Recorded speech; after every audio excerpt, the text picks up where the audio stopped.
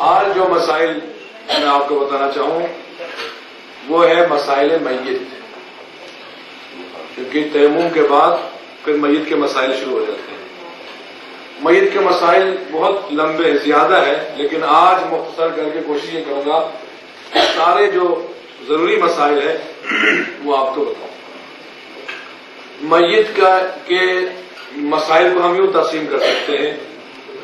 ایک قسم کے مسائل ہے جان نکلتے وقت، جب اس کو کہتے ہیں جان کنی، جب روح نکل رہی ہو یا قبض روح ہو رہا ہو تو اس وقت کچھ مسائل ہیں۔ اس کے بعد غسل کے مسائل ہیں، اس کے بعد وضو ہے، اس کے بعد کفن ہے، اس کے بعد دفن ہے۔ ٹھیک ہے، یہ چیزیں مسائل ہیں میت کے، کیونکہ مرنا ہم سب نے ہے۔ آپ بچے ہیں یا کوئی بوڑھا ہے، کوئی جوان ہے، تو وہ اس کا یہ مطلب نہیں کہ بچہ ہے تو رہے گا، جوان رہے گا، بوڑھا جائے گا، نہیں۔ کل نفس ذائقۃ الموت، ہر ایک نے موت کا ذائقہ چکھنا ہے۔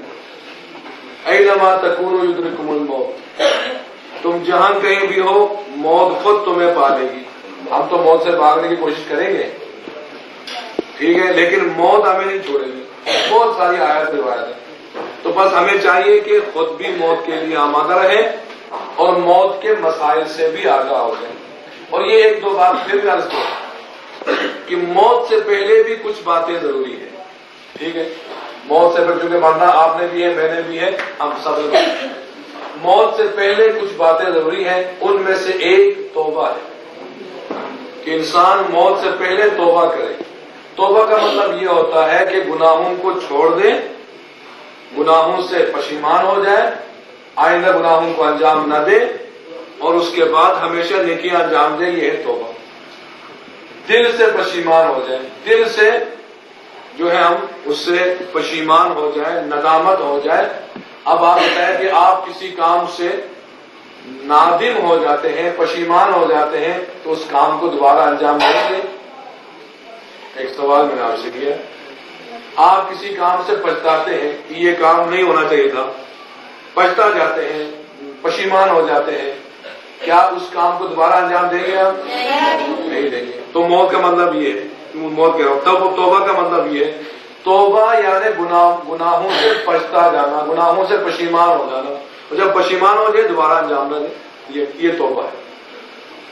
توبہ موت تک، جان کنی تک توبہ ہماری قبول ہو سکتی ہے، اس سے یہ اتنی مہلت ہے ہمارے لیے۔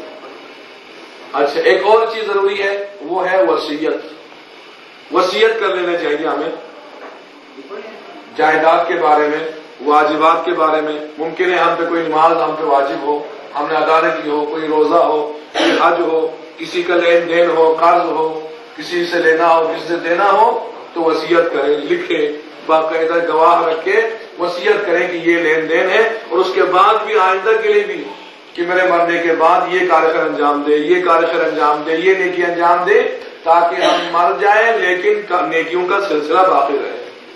تو وصیت بھی ضروری ہے مرنے سے پہلے، اور توبہ بھی بہت ضروری ہے۔ یہ دو باتیں ضروری ہیں۔ اس کے بعد جب موت کا وقت آتا ہے، کسی مومن کا، کسی مسلمان کا موت کا وقت آتا ہے، تو اس کو ایسے لٹایا جائے کہ اس کے پاؤں کے تلوے قبلے کی طرف ہو اور اس کا سر مشرق کی طرف ہو۔ ٹھیک ہے، یہ مغرب ہے، یہ مشرق ہے۔ اس کو یوں لٹایا جائے کہ اس کے پاؤں کے تلوے قبلے کی طرف، اس کا سر مشرق کی طرف ہو۔ یہ ہے قبلہ۔ میت کو مرنے والے کا قبلہ رخ کرنا یہ نہیں کہ چہرے کو قبلے کی طرف کرے، ایسا نہیں ہوگا۔ اس کے پاؤں قبلے کی طرف ہو، اور جب اس کو ہم اٹھائیں گے تو اس کا چہرہ اور اگلا پورا حصہ قبلے کی طرف ہو جائے گا۔ ٹھیک ہے جی، یہ قبلے کی طرف یہ واجب ہے، جو بھی وہاں پہ موجود ہے اس پر واجب ہے کہ سب سے پہلے جب موت کے آثار شروع ہو جائیں تو اس کو قبلہ رخ کر لیں، بلکہ یہاں تک روایت میں ہے انسان قبلہ رخ ہو کر سوئے، جب بھی سوئے۔ یہاں تو یہ چیز بہت معیوب ہے نا، قبلے کی طرف وہ ٹانگیں ملا کے بیٹھ گیا یا سو گیا، کہتے ہیں یہ کیا ہو رہا ہے۔ بعض جگہوں پر تو بہت ہی برا مانا جاتا ہے، جبکہ شریعت میں نہیں، کیا پتہ سوتے سوتے مر جائے، موت آ جائے، تو قبلے کی طرف رخ ہو تو یہ بھی عذاب میں کمی اور درجات میں بلندی کا سبب ہے۔ تو اس وجہ سے جب بھی سوئیں قبلے کی طرف پاؤں کر کے اور مشرق کی طرف سر کر کے سوئیں، تاکہ کیونکہ موت کو کہتے ہیں نا عربی میں الموت، النوم، نوم کہتے ہیں نیند کو، النوم اخت الموت، یعنی عربی کا ایک محاورہ ہے کہ یہ نیند جو ہے یہ موت کی چھوٹی بہن ہے، یعنی یہ بہن ہے اس کی، کیا مطلب یہ ایک قسم کی موت ہے، ٹھیک ہے۔ تو یہ واجب ہے ہر ایک پر، یہ ایک مسئلہ۔ اس کے بعد جو ہے اس کو عقائد حقہ کی تعلیم دے، اصول دین سکھائے، فروع دین سکھائے، صفات سلبیہ سکھائے، صفات ثبوتیہ سکھائے، اماموں کے نام اس کو یاد کرائے، ٹھیک ہے۔ اس کے بعد اس کو کلمہ شہادتیں اس کی زبان پہ جاری کرائیں کہ کلمہ پڑھے، وہ لا الہ الا اللہ محمد رسول اللہ، اس کو کلمہ سکھائے۔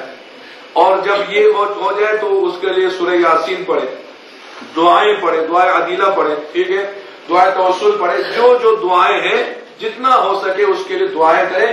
یہ موت کے آثار واقع ہو جائیں تو پھر شور مچانا شروع کر دے، رونا دھونا شروع کر دے، یہ اس کے لیے فائدہ مند نہیں ہے۔ مرنے والے کے لیے جو فائدہ مند ہے وہ یہ ہے کہ اس کے لیے دعائیں پڑھی جائیں، اس کے لیے سورہ یاسین پڑھی جائیں، اس کے لیے دعائیں عدیلہ پڑھی جائیں، اس کے لیے درود پڑھا جائے، اس کے لیے کیا ہے ذکر اہل بیت ہو جائے، یہ چیزیں بہت مفید ہے یہ۔ اور اس کے بعد وہاں پہ عورتوں اور بچوں کو نہیں رکھنا چاہیے، تاکہ زیادہ شور شرابہ ہو تو موت کرنے میں اس کے لیے دقت ہو جاتی ہے، مشکل پیش آتی ہے۔ مرنے کے بعد بھی جب وہ مر جائے، روح نکل جائے، اس کے چہرے کو ڈھانپ لے، اس کی آنکھوں کو بند کر لے، منہ کو بند کر لے، کیونکہ جب تک اس کا جسم گرم ہے نا، ہاتھ لگانے سے ہمیں غسل مس میت واجب نہیں ہوتا۔ جو ہی روح نکل جائے، اس کا جسم گرم ہوتا ہے، تو اس حالت میں آنکھوں کو بند کر لے، منہ کو بند کر لے، پاؤں ہاتھ سیدھے کر لے تو بالکل سیدھے ہو جائیں گے۔ اگرچہ وہ زندگی میں اس کے پاؤں ٹیڑھے ہو، ہاتھ ٹیڑھے ہو، لیکن موت جب واقع ہو جاتی ہے سارے بدن کے اعضاء سیدھے ہو جاتے ہیں، تو ان کو بالکل سیدھا کر لے، اور یہ مستحب اس کے بعد اس کے چہرے کو ڈال دیں۔ یہ چند چیزیں، اور اس کے ساتھ جو ہے اگر رات ہے تو وہاں چراغ جلائیں، دن ہو تو وہاں قرآن وغیرہ پڑھیں، لیکن یہاں ایک دستور ہے جب تک اس کو دفنایا نہیں جاتا نہ قرآن پڑھتے ہیں نہ فاتحہ پڑھتے ہیں، بلکہ حدیث اور شریعت یہ کہتی ہے جو ہی اس کی جان نکل جائے اس کے لیے اثار ثواب کا کام شروع ہونا چاہیے، اس کے لیے فاتحہ شروع ہو جائے، اس کے لیے قرآن شروع ہو جائے، اس کے لیے کار خیر شروع ہو جائے، ٹھیک ہے۔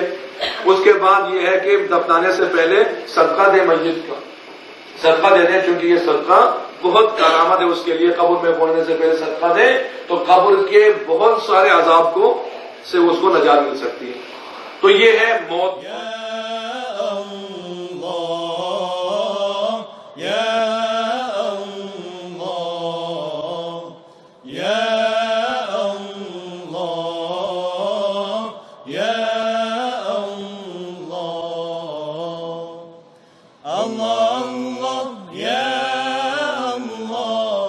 Allah, Allah, ya